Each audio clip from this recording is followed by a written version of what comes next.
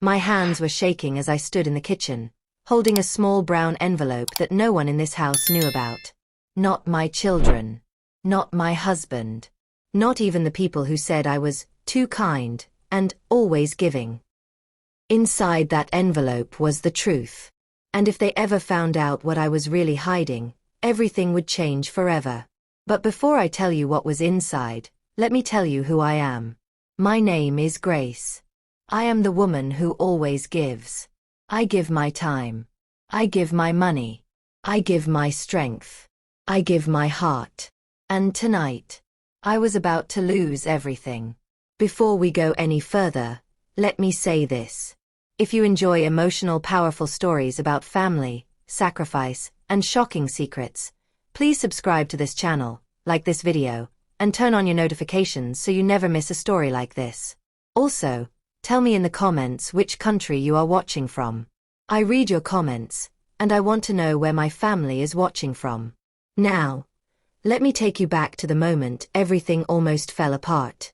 It was raining hard that night. The kind of rain that sounds like it wants to break through the roof. My husband was sitting in the living room, complaining. "Grace," he said loudly, "the power bill is high again. Do you think money grows on trees?" One of my sons walked past me and said, "Mom, I need money for something important." My daughter followed right after him. "Mom, can you help me too? I know you'll find a way." I smiled. I always smiled. Even when my chest felt tight. Even when my legs felt weak. Even when I was tired. "Don't worry," I said softly. "I'll handle it." That was my favorite lie. I'll handle it. They all walked away, calm and happy, like everything was normal. None of them noticed my hands shaking. None of them saw me quietly walk into the kitchen and open the cabinet above the sink. Behind old plates and unused cups was the envelope. I touched it like it was alive. And suddenly, my phone rang. My heart jumped. I looked at the screen. Unknown number. I answered. "Hello." The voice on the other end was low and serious. "Grace," the voice said. "It's time." My knees almost gave out. "I told you not to call me," I whispered. "Not here. Not now." "You said that years ago," the voice replied. "And you also said you were ready." I looked toward the living room. My family was laughing. Laughing. While my life was hanging by a thread. "I'm not ready," I said, my voice shaking. "They can't know. Not yet." There was a pause. Then the voice said something that made my blood run cold. "They already suspect something." The call ended. I stood there, frozen. What did they suspect? I turned around slowly. And that's when I saw my husband standing in the doorway, watching me. "Who were you talking to?" he asked. My mouth went dry. "No one," I said quickly. "Wrong number." He didn't answer right away. He just looked at me, like he was seeing me for the first time. "Grace," he said slowly, "you're hiding something." I forced a laugh. "Me? Hiding? I'm just tired." He stepped closer. "You're always tired," he said. "But lately, you're different." My heart was beating so loud, I was sure he could hear it. "I've always been the one giving," I said. "I don't have time for secrets." That was another lie. Because the truth was, I had been hiding something for years. Something big. Something dangerous.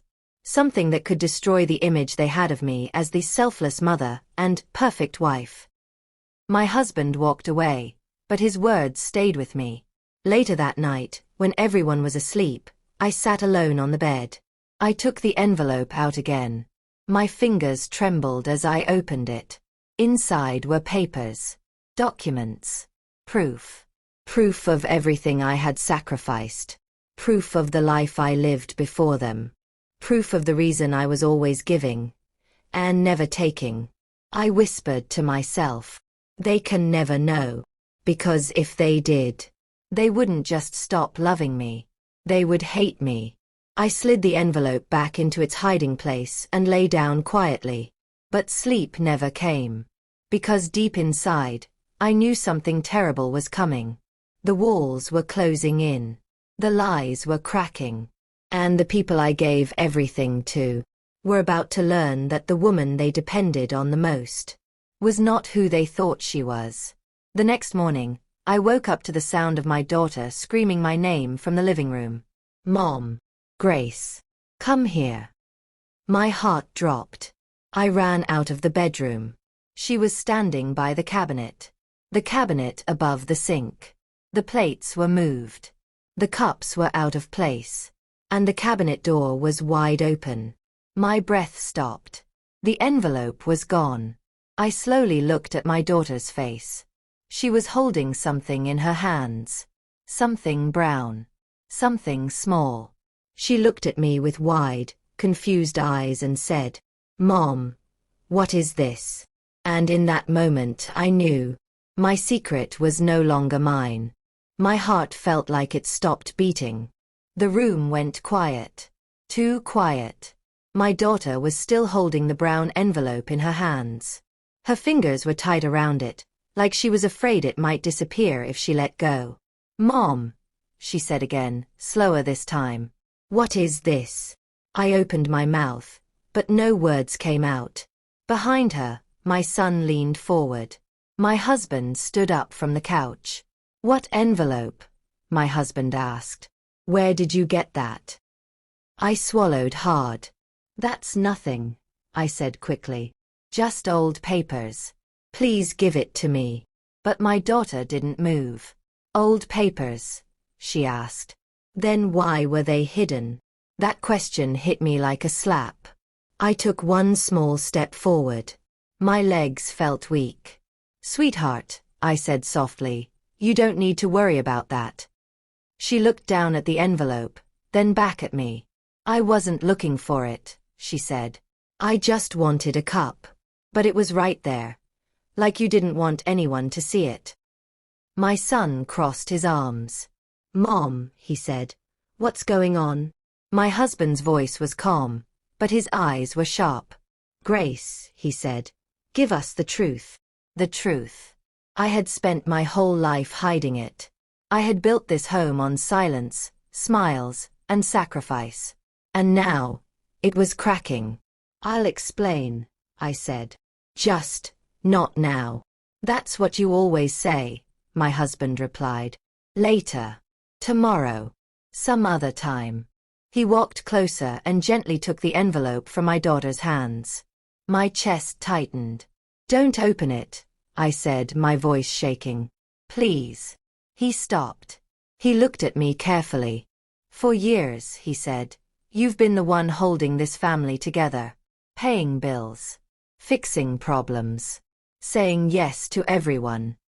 He tapped the envelope lightly. "But this tells me there's something you never told us."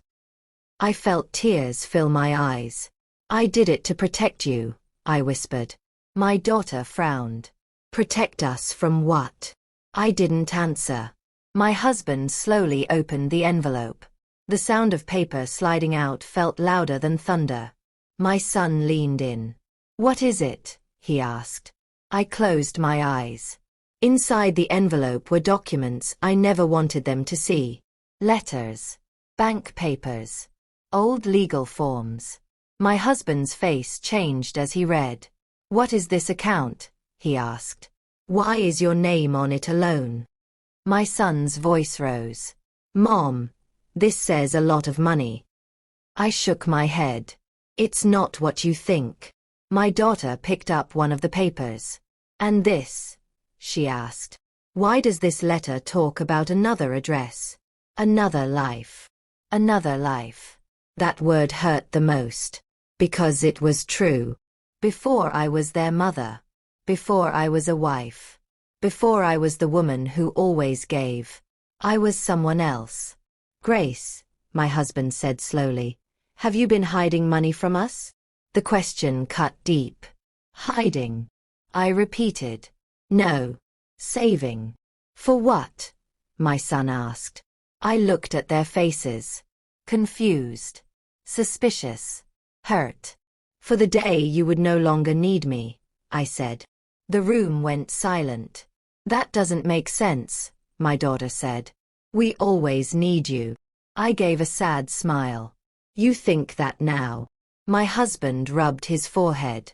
Grace, you tell us everything, he said. Why not this? Because if I told you, you might stop seeing me as your hero. I took a deep breath. I've been giving my whole life, I said. I give without asking. I give without resting. I give even when I'm empty. My voice cracked. But I learned something long ago. They waited. When you give too much, I said, people forget you can bleed. My son scoffed. Mom, we don't use you. I looked at him. When was the last time any of you asked how I was doing? He opened his mouth, then closed it. My daughter looked down. I didn't hide this because I wanted to, I continued. I hid it because I was scared. Scared of us? My husband asked. Scared of what would happen when I stopped giving, I said. My husband put the papers down. So what are you hiding, Grace? He asked. The money. Or something else. I hesitated. There was more. So much more. Before I could speak, my phone rang again. The same number. Unknown. My stomach dropped. Everyone looked at me. Who is that? My daughter asked. I didn't answer. The phone kept ringing. My husband picked it up from the table. Grace, he said. Answer it. I pressed the button with trembling fingers. Hello. The voice came through loud enough for everyone to hear. Have you told them yet? The voice asked. My daughter gasped. My son stared at me. My husband's face went hard. Who is this? He demanded. There was a pause. Then the voice said calmly, I'm someone who knows who Grace really is. The call ended. The room exploded. What was that? My son shouted. My daughter started crying. Mom, please, she said. What is happening? My husband looked at me like a stranger. Sit down, he said. Now. I sat. My hands were cold. Grace, he said slowly, you need to tell us everything. I took a deep breath. There's something you don't know about me, I said. My daughter wiped her tears. Like what? I looked at the floor. Before I married your father, I said, I had a different life. My son leaned forward. What kind of life? A life where I learned to survive, I said. A life where I learned that depending on people can destroy you. My husband's voice was low. Grace, what did you do? I finally looked up. I built something, I said. Something big. Something valuable. My daughter sniffed. You mean the money? No, I said softly. I mean the secret. They stared at me. I stood up slowly. The money is only the surface, I said. What I'm really hiding is the reason I was able to give you everything. My husband's jaw tightened. And that reason is? I walked toward the cabinet, toward the empty space where the envelope had been. I was always the one giving, I said. But you never knew what it was costing me. My phone buzzed again. A message this time. I looked at the screen. My heart dropped. Because the message said, they know where you are. I felt dizzy. My husband noticed my face. What did you just see? He asked. I whispered. The past. Just found me. And before anyone could say another word, there was a loud knock on the door. 3 hard knocks. The kind that don't wait for permission. We all froze. The knocking came again. Louder. More urgent. I looked at my family. And in that moment I knew. Whatever I was hiding was no longer hidden. And whoever was outside that door was about to change everything. The knocking did not stop. It grew louder. Each knock felt like it landed directly on my chest. My daughter grabbed my arm. Mom. Who is that? I didn't answer. Because deep down, I already knew. My husband walked toward the door slowly, his shoulders tense. Grace, he said without turning around. Do you know who's outside? Yes, I whispered. He froze. My son looked at me with wide eyes. You do. Another knock came. Harder than before. I stood up quickly. Wait, I said. Please. Let me handle this. My husband turned around sharply. Handle it. Grace, this is our house. I know, I said. And that's why you can't open that door yet. The knocking stopped. For one long second, the house was silent. Then a voice came through the door. Grace, the voice said calmly. We know you're in there. My daughter started crying again. My son clenched his fists. My husband whispered. Who is that? I walked closer to the door, my legs shaking. It's someone from my past, I said. Someone I hoped would never find me. The voice outside spoke again. You've had enough time hiding, it said. We just want to talk. My husband stepped in front of me.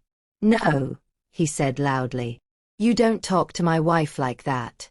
Leave now or I call the police. There was a short laugh from outside. Police, the voice said. That won't help you. My stomach dropped. How do you know my name? My husband shouted. Another pause. Then the voice said something that made my blood turn cold. Because she used to belong to us. My daughter screamed. What? My son shouted. What does that mean? I grabbed my husband's arm. Please, I said, tears running down my face. Don't make this worse. He looked at me, confused and angry. What did you do, Grace? He asked. I closed my eyes.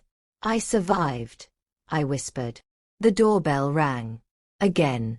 And again. And again. My husband finally opened the door a little, keeping the chain on. A tall man stood outside. His face was calm, but his eyes were sharp. Behind him was another man. Both of them looked like they did not come to ask for permission. Good evening, the tall man said. We're here for Grace. You're not taking her anywhere, my husband replied. The man smiled slightly. We're not here to take, he said. We're here to remind. Remind her of what? My son yelled. The man looked past my husband. Straight at me.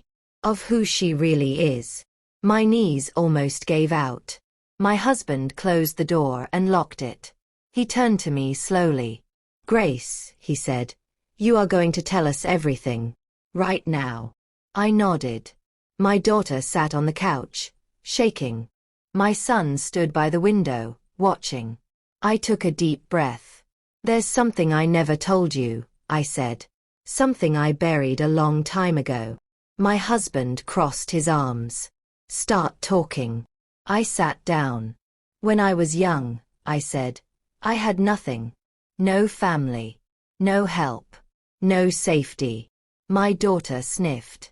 I learned early that giving made people like me, I continued. And working hard made people trust me. My husband listened quietly. I started helping people, I said. Fixing problems. Handling money. Solving things others couldn't. My son turned around. So, he said, that doesn't explain them. I nodded. It started small, I said. But then it grew. How? My husband asked. I became very valuable, I said softly. The room went quiet. Valuable to who? My daughter asked. To powerful people, I said. People who didn't like being told no. My husband's face darkened. Grace, he said, what kind of people are you talking about? I swallowed. The kind you don't walk away from easily. My phone buzzed again. I didn't look. I wanted out, I said quickly. I wanted a normal life. A family. Peace. My husband's voice shook. So you just left? No, I said. I paid my way out. My son stared at me. With what money? The money you found, I replied. My daughter gasped. That money came from them? No, I said firmly. It came from me. From years of work. My husband shook his head. And they just let you go? I laughed sadly. No one ever really lets you go. Another knock came at the door. This time slower. More patient. They've been watching, I said. Waiting. My daughter whispered. Waiting for what? For me to stop being useful, I said. My husband rubbed his face. All this time, he said. You were carrying this alone? I nodded. I kept giving to you, I said. Because giving kept my past quiet. My son's voice cracked. So everything you did for us, it was because you were scared? Yes, I said. And because I loved you. The knocking came again. Then a voice. You can't hide her forever. My husband looked at me. What do they want? I stood up slowly. They want me back, I said. Or they want me gone. My daughter jumped up. No, she cried. You're not going anywhere. I hugged her tightly. I never wanted you involved, I whispered. My husband looked at the door, then back at me. We'll protect you, he said. Tears filled my eyes. You don't understand, I said. The more you fight them, the worse it gets. My phone buzzed again. I finally looked. Another message. Choose. Come out alone or we come in. My hands trembled. What did it say? My husband asked. I didn't answer. The front window suddenly rattled. My son shouted. They're trying to scare us. I wiped my tears. This is exactly what they do, I said. Pressure. Fear. Control. My husband stepped closer. Grace, he said firmly, you don't face this alone anymore. I looked at my family. The people I gave everything to. The people I tried to protect with silence. And for the first time, I felt something new. Fear, mixed with hope. But before I could speak, there was a loud crash. The front door shook violently. The chain snapped. The door burst open. The tall man stepped inside. He looked around the room calmly. Time's up, he said. My daughter screamed. My son rushed forward. My husband stood in front of me. The man's eyes locked onto mine. You've been hiding long enough, he said. And as he reached into his jacket, I realized. This was the moment my past and my family finally collided. My husband moved in front of me so fast I barely had time to breathe. Stay back, he said firmly, spreading his arms wide like a shield. The tall man stopped walking. He looked at my husband from head to toe, calm and almost amused. You must be the husband, he said. She chose well. That sentence alone made my heart pound harder. You don't get to talk about my wife, my husband snapped. Get out of my house. The second man stepped inside and quietly closed the door behind them. Click. That sound echoed in my head. My daughter screamed again. My son grabbed a chair like he might use it as a weapon.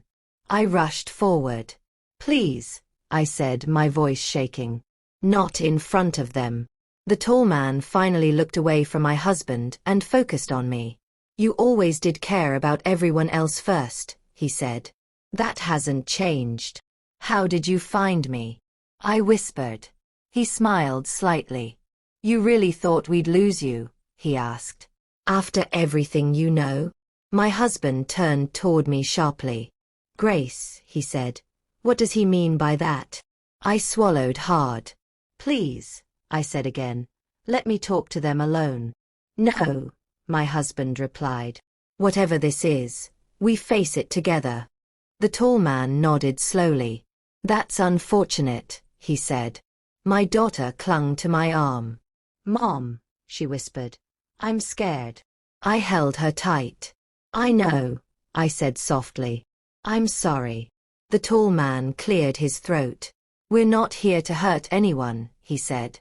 As long as Grace cooperates. And if she doesn't? My son asked angrily. The man looked at him. Then things get messy. My son tightened his grip on the chair. Don't threaten my family, he said. The man's eyes narrowed. Careful, he replied. You don't know who you're talking to. I stepped forward. Enough, I said. This is my mess. I'll handle it. My husband turned to me. No, he said. You've been handling everything alone for years. That ends now. His words broke something inside me. I had carried this secret like a heavy stone on my back, believing silence was love. But silence had only brought danger to our door. The tall man sighed. Grace, he said, we gave you time. More than most. I earned that time, I replied. You earned nothing, he said coldly. You took knowledge that doesn't belong to you. My daughter looked up at me. Mom, what knowledge? I closed my eyes. There are things I saw, I said slowly. Things I helped organize. Money moved. Names changed. Lives ruined. My husband's face went pale. You were involved in something illegal, he asked. I didn't choose it, I said quickly. I was trapped. The tall man laughed quietly. Everyone chooses, he said. You just chose survival. My son shook his head. So all those nights you worked late, all the times you said you were helping people. I was protecting us, I said. Every dollar I saved was insurance. Insurance from what? My husband asked. From men like him, I answered. The second man finally spoke. Enough talking, he said. We need to know your decision. My heart raced. What decision? My daughter asked. The tall man looked at me. You come back with us, he said. Just for a while. And then? I asked. And then we see, he replied. My husband stepped forward angrily. You're not taking my wife anywhere. The tall man tilted his head. She can come willingly, he said. Or we can start asking harder questions. My son shouted. Is that a threat? The man didn't answer. Instead, he reached into his jacket and pulled out a small black folder. He opened it and tossed photos onto the table. My breath caught. Photos of our house. Photos of my children leaving school. Photos of my husband at work. My daughter burst into tears. They followed us, she cried. My husband clenched his fists. You sick people, he said. You've been spying on us. The tall man shrugged. Preparation, he said. You taught us that. I felt dizzy. This is my fault, I whispered. My husband grabbed my shoulders. No, he said firmly. This is not on you alone. I looked into his eyes. If I go with them, I said quietly, they'll leave you alone. No, he said. We don't trade lives like that. The tall man interrupted. You have 1 hour, he said. Pack what you need. My daughter screamed. No. You can't take her. The man looked at her with no emotion. Then make her choose wisely, he said. My heart broke. I knelt in front of my children. I never wanted this, I said through tears. I gave everything so you'd never see this side of me. My son's voice shook. So what now, Mom? I stood slowly. I talk to them, I said. I buy us time. My husband grabbed my hand. Grace, he said, if you walk out that door. I squeezed his hand. I might not come back, I finished. Silence filled the room. The tall man checked his watch. Tick-tock, he said. I looked at my family one last time. And in that moment I knew, whatever choice I made next, would either save the people I loved, or destroy everything I worked so hard to protect. Then my phone buzzed in my pocket. I looked at the screen. It was a message from a number I hadn't seen in years. And it said only 4 words. You were never free. My heart sank. Because suddenly, I realized, this wasn't just about my past anymore. It was about a trap that had been waiting for me all along. The room felt smaller, like the walls were slowly moving closer. My husband was still holding my hand, but his grip was tight now, protective, desperate. "Grace," he whispered, "look at me." I turned to him. His eyes were full of fear, but also something else. Anger. Not at me. At them. "You don't leave this house," he said loudly. "Not with them." The tall man sighed, clearly tired of waiting. "You're making this harder than it needs to be," he said. "We didn't come to hurt anyone." My son laughed bitterly. "You broke our door," he said. "You threatened our family. And you say you're not here to hurt anyone." The man didn't even look at him. "We break doors," he replied calmly, "so we don't have to break people." My daughter sobbed harder and buried her face into my side. I wrapped my arms around her. "I'm sorry," I whispered again and again. "I'm so sorry." The second man stepped closer. "You have 30 minutes now," he said. "Not an hour." My heart skipped. "You said 1 hour," my husband snapped. "Plans change," the man replied. That was when something inside me shifted. Fear had ruled me for too long. Fear had made me silent. Fear had made me give until I was empty. But fear had also taught me how people like this worked. They pushed. They rushed. They lied. "You're nervous," I said suddenly. The tall man looked at me sharply. "What did you say?" "You're nervous," I repeated. "If you were in control, you wouldn't be changing the rules." The room went quiet.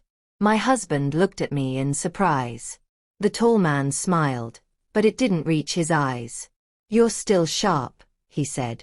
"That's why we need you." "Need me for what?" I asked. He hesitated. Just for a second. And that was all I needed. "You're in trouble," I said. "Bigger trouble than me." The second man shifted uncomfortably. My husband noticed. "What aren't you telling us?" he demanded. The tall man straightened his jacket. "This conversation is over," he said. "Grace, you're coming with us." "No," I replied. Everyone froze. My daughter looked up at me. "What?" she whispered. I said no, I repeated, louder this time. The tall man's eyes darkened. "You don't get to say no." "I always say no," I replied. "You just never listened." My heart was pounding, but my voice was steady. "You didn't find me because you're powerful," I said. "You found me because you're desperate." My son stepped beside me. "What do you mean?" he asked. I looked at the men. "Someone else is coming for you," I said. "Someone worse." The tall man laughed. "You're bluffing." I shook my head. "No," I said.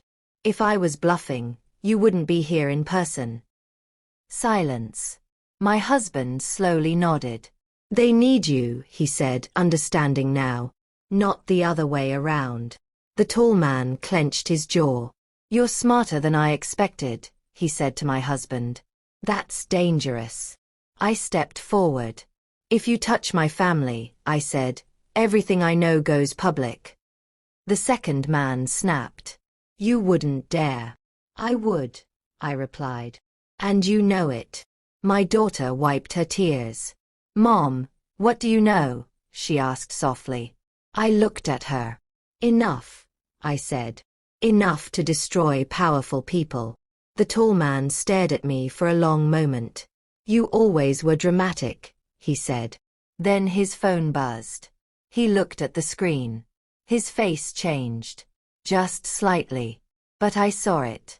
"What is it?" the second man asked quietly. The tall man didn't answer. He typed something quickly. Then he looked at me again.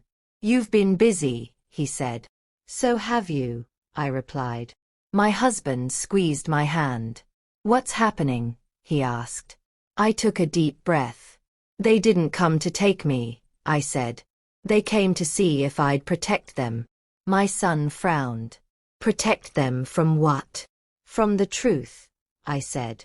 The tall man finally spoke again. You give us what we need, he said, and we walk away. Forever. And what do you need? My husband asked. The man looked at me. You, he said. And what's inside your head? I shook my head slowly. No, I said. Not anymore. The second man stepped forward angrily. You don't understand the danger you're in. Oh, I do, I replied. I've lived with it for years. My daughter grabbed my arm. Mom, are we safe? I looked at her. I don't know, I said honestly.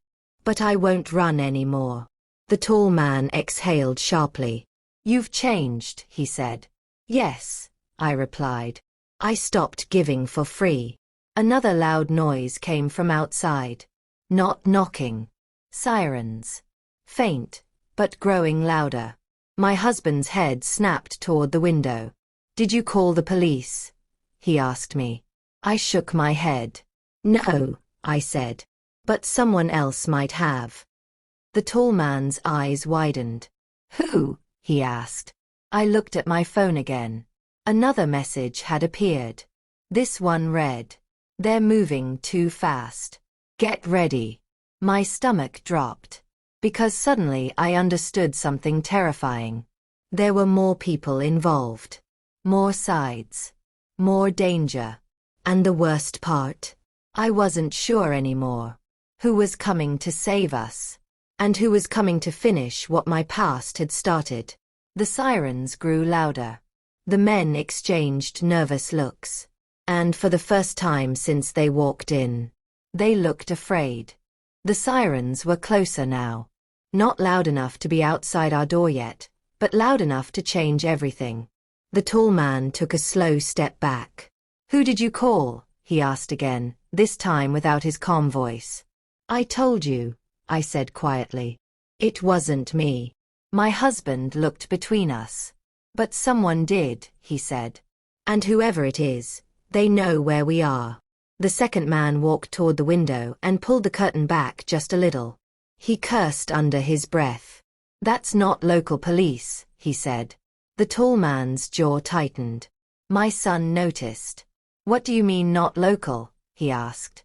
The tall man ignored him and turned to me. You warned them, he said. Didn't you? I shook my head slowly. No, I replied. I stopped warning people a long time ago. My daughter whispered. Mom, what's going on? I knelt beside her. Listen to me, I said gently. No matter what happens next, you stay close to your father and your brother. Do you understand? She nodded, her eyes wide with fear. My husband grabbed my arm. Grace, he said urgently, you're talking like something bad is about to happen. I met his eyes. Something bad has been happening for years, I said. We just finally see it. The sirens suddenly stopped. Silence filled the air. The kind of silence that makes your skin crawl. The tall man looked at his phone again.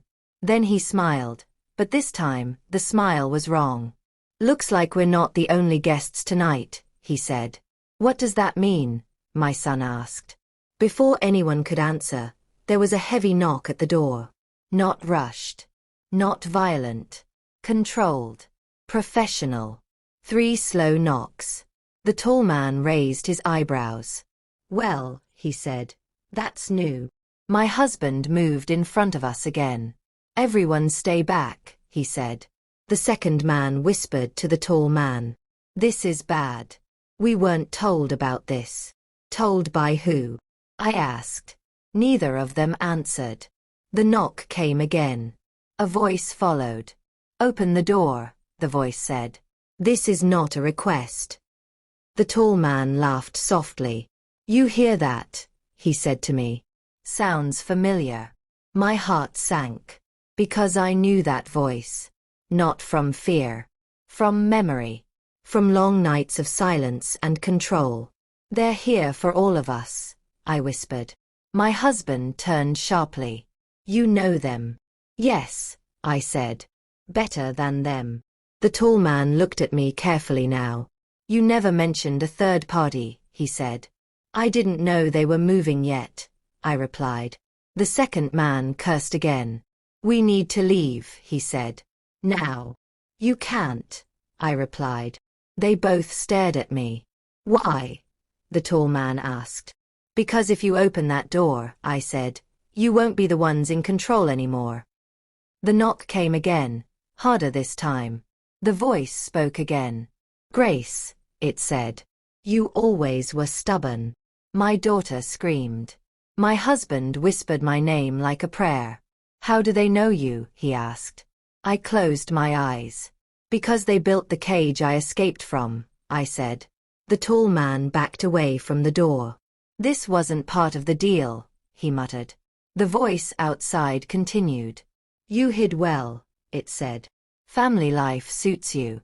But hiding secrets doesn't erase them. I shouted. Leave my family out of this.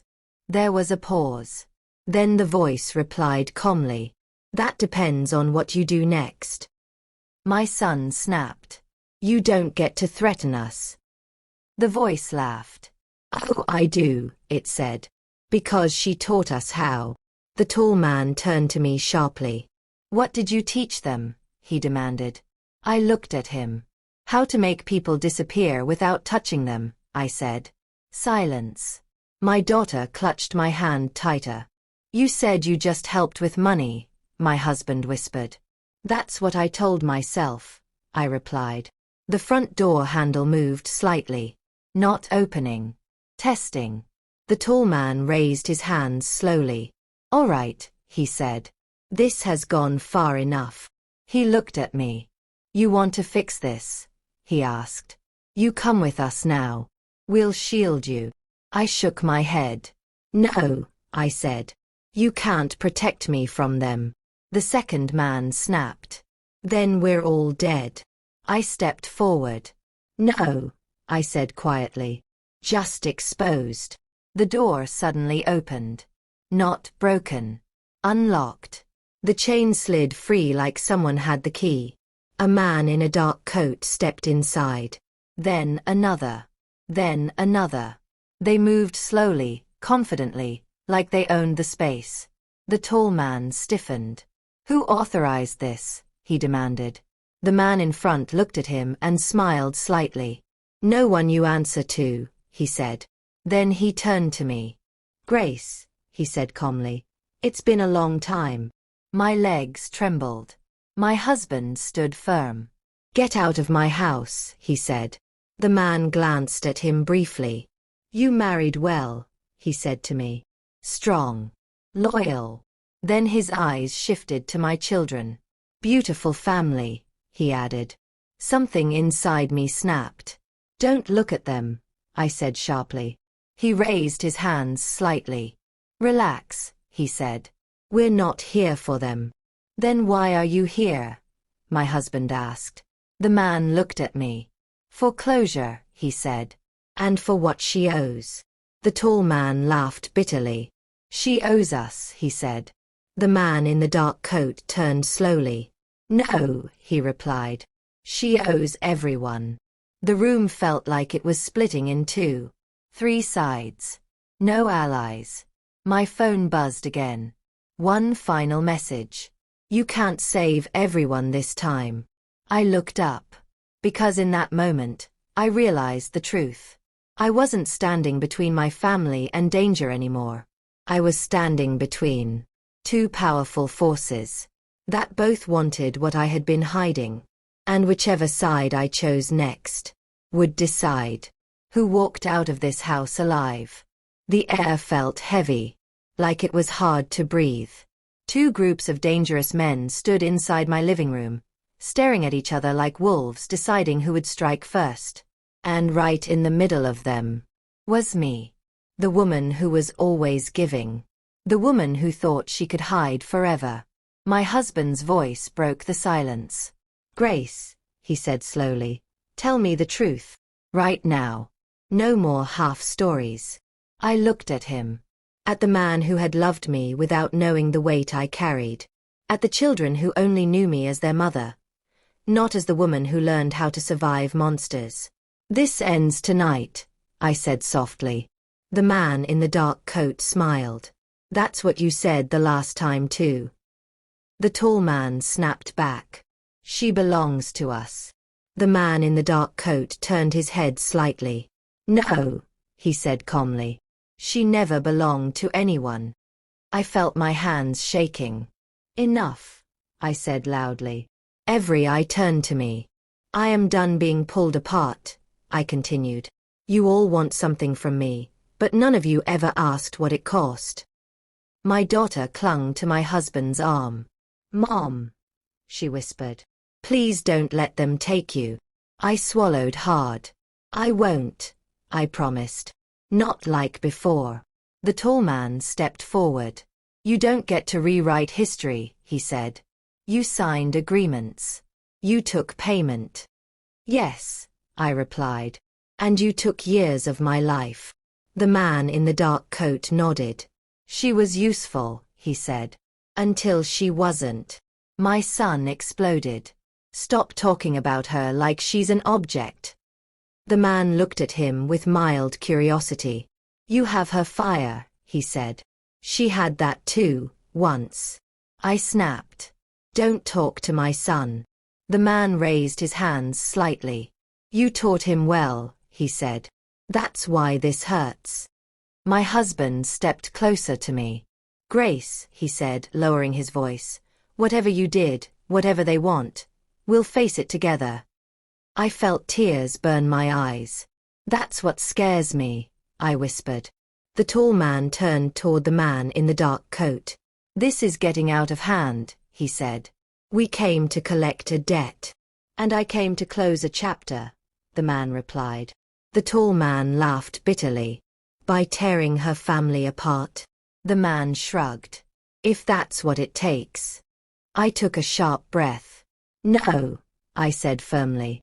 "It won't." Everyone froze. "You both came here because you think I'm still afraid," I continued. "Because you think I'll keep giving until there's nothing left." I looked at the tall man. "I gave you silence," I said. "Years of it." Then I turned to the man in the dark coat.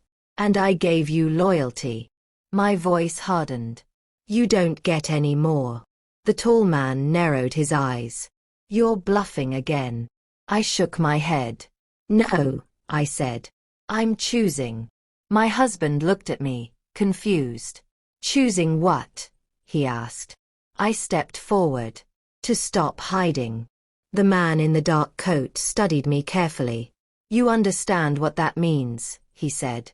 "Yes," I replied. "It means everything comes out." The tall man swore under his breath. "You wouldn't survive that," he said. "I already didn't," I replied quietly. The room fell silent. Then my phone buzzed. I didn't need to look to know what it was. But I did anyway.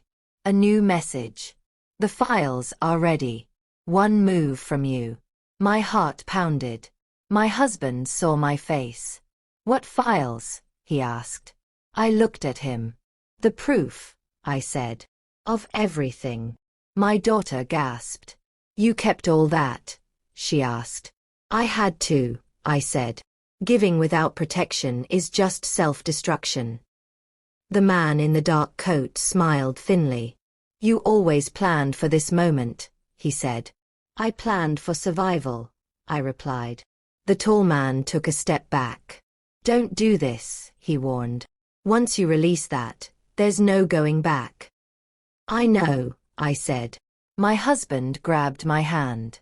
"Grace," he whispered, "are we in danger right now?" I looked at my family. At the people I tried to protect with silence. "Yes," I said honestly. "But we always were." The tall man raised his voice. "If you do this," he said, "you sign your death sentence." The man in the dark coat added calmly. "And theirs." My daughter cried out. "No. Mom, please." My chest felt like it was breaking open. "This is why I kept giving," I said. "So you'd never have to hear this choice." My son stepped forward. "We're not children," he said. "Stop deciding for us." His words hit me harder than any threat. I looked at him. "You're right," I whispered. I straightened my back. "I'm done choosing alone." I raised my phone. "One touch," I said. "That's all it takes." The men tensed. The tall man shouted, "Grace, think." The man in the dark coat smiled wider. "She already did." My husband whispered urgently, "What happens if you press it?" I looked at him, tears running freely now. "The world finds out who I really was," I said. "And why I was always the one giving." The room shook with tension. My finger hovered over the screen. Then, a sudden loud bang came from the back of the house. Glass shattered. My daughter screamed. The lights flickered. Someone shouted from outside, "Now!" The men spun toward the sound. And in that chaos, I realized something terrifying. This wasn't just about control anymore. Someone had decided. This story was ending tonight. Whether I pressed the button or not. The bang came again. Louder this time. Glass shattered somewhere in the back of the house, and the sound cut through my chest like a knife. My daughter screamed my name. "Mom!" I turned just in time to see my husband pull both children behind him. "Get down!" he shouted. The men in the living room reacted instantly. The tall man cursed and moved fast, pulling the second man toward the wall. The man in the dark coat didn't flinch. Instead, he smiled. "Looks like your clock ran out," he said calmly. My heart slammed against my ribs. "Who is that?" I shouted. "You said you came for closure." "I did," he replied. "But not alone." Footsteps rushed through the back hallway. Heavy. Urgent. Not panicked. Trained. My son whispered, "There's more of them." I shook my head slowly. "No," I said. "There's more of everyone." The back door slammed open. Voices shouted. Orders. Confusion. The house, my safe place, was suddenly a battlefield of secrets and fear. The tall man turned to me sharply. "This is on you," he snapped. "You opened too many doors." I stared back at him. "No," I said. "You followed me through them." The man in the dark coat raised his hand. "Easy," he said. "We're all guests now." That was when the lights went out. Total darkness. My daughter screamed again, louder. I reached out blindly. "Stay with me," I shouted. I felt my husband's hand grab mine. "I've got them," he said. "I've got them." In the darkness, voices overlapped. "Move. Secure the room. Watch the windows." Someone brushed past me. I froze. "Grace," a familiar voice whispered close to my ear. "You should have pressed the button." My blood ran cold. I spun around, but it was too dark to see. "Who are you?" I demanded. A soft chuckle answered. "Someone you helped once," the voice said. "Someone who learned from you." A light suddenly flashed on. Not the house lights. A flashlight. It cut across the room and landed on my face. The man holding it stepped forward. He wasn't from either group. Not the tall man's people. Not the man in the dark coat's people. He was younger, calmer, and smiling like this was a game. "Hello, Grace," he said. "Long time." My knees nearly buckled. "You," I whispered. "You were supposed to be gone." He tilted his head. "So were you." My husband stepped forward. "Get away from my wife." The man looked at him with interest. "Ah," he said. "The husband. The good man. The reason she softened." I snapped. "Don't talk about him." The man raised both hands. "Relax," he said. "I didn't come to hurt your family." The tall man barked a laugh. "That's funny. That's what we said too." The younger man glanced at him. "And look how that turned out." The man in the dark coat finally looked uneasy. "This wasn't part of the plan," he said. The younger man smiled wider. "You're right," he replied. "That's because this is my plan." My chest tightened. "What do you want?" I asked. He looked at me like I'd asked something obvious. "You," he said. "And what you never gave anyone." My daughter clung to my husband. "Mom, please." I stepped forward despite the fear screaming inside me. "You want the truth?" I asked. "You want what I'm hiding?" "Yes," he said calmly. "All of it." I laughed, short and bitter. "Everyone wants that," I said. "But no one wants the cost." The younger man's smile faded just a little. "I'm willing to pay it," he said.